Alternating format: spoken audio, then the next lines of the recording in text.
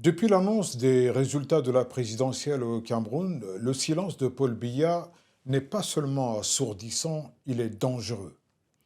Dans un pays où la fragilité des institutions réclame des gestes clairs et des paroles qui rassurent, l'absence de toute prise de parole du candidat déclaré vainqueur laisse un vide que remplissent la rumeur, la colère et la peur. Pendant ce temps, des témoignages et des vidéos font état d'unités de sécurité qui tirent à balles réelles sur des manifestants, une dérive qui n'a pas sa place dans une véritable démocratie. La première responsabilité d'un dirigeant, surtout en période électorale, c'est d'apaiser, de garantir la sécurité des citoyens. Paul Biya, l'homme déclaré vainqueur par la Cour constitutionnelle, est aux abonnés absents. Le recours à la force létale contre les civils en colère et très souvent désarmés est une rupture grave du contrat de confiance entre l'État et la société. À cela, il faut ajouter le risque d'enlisement.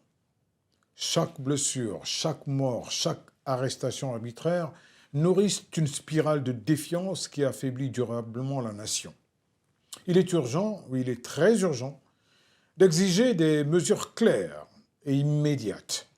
Un ordre explicite de cessation de l'usage des balles réelles contre les manifestants, la protection des civils et des journalistes, la libération des personnes détenues arbitrairement et l'accès sans entrave des organismes humanitaires et des observateurs indépendants.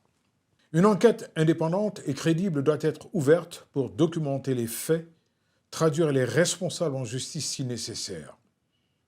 La communauté internationale a un rôle à jouer, pas pour dicter, mais pour accompagner et veiller à ce que les droits fondamentaux soient respectés.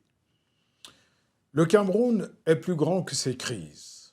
La mémoire des victimes, l'avenir des jeunes qui demandent à vivre dignement, imposent à tous la responsabilité de ne pas transformer la colère en guerre civile.